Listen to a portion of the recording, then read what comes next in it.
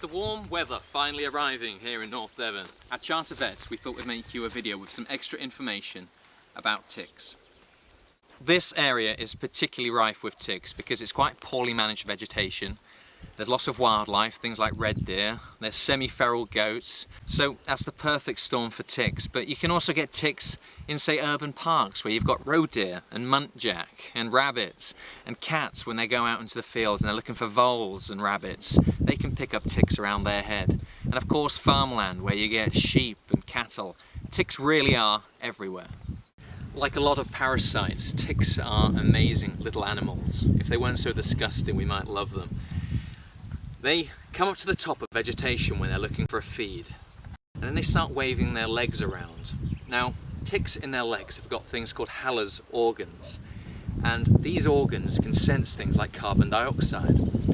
Animals, they give off carbon dioxide and they can sense it, so they know when you're coming, and when you go past, they hook on, and they're remarkably good at it. This is what a tick looks like before it is bitten in and attached to its host. This is an engorged tick once it is fed. It is smooth and you'll find legs. Commonly mistaken are the warts.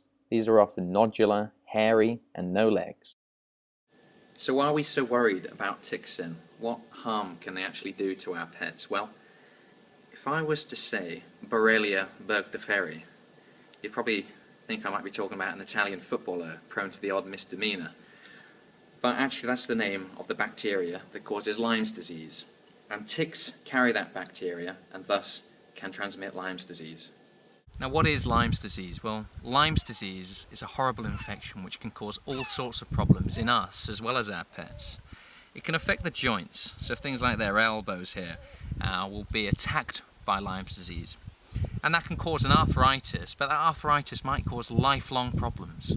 It can also attack organs like the heart and the kidneys. It can lead to kidney failure, and in some severe cases it will attack the central nervous system and cause seizures.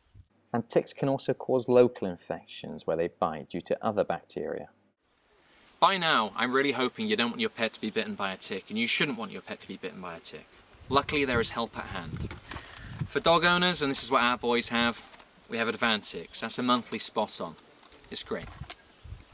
And for dogs and cats, we've got Seresto collars. Now both of these work by repelling tick bites. They don't need to bite for it to be effective, which is very important when you think about the bites transmitting diseases. And they're both also effective against fleas, so all in all, great products.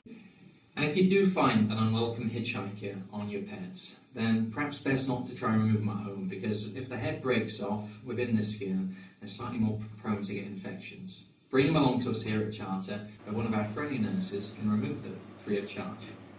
Because we're good like that.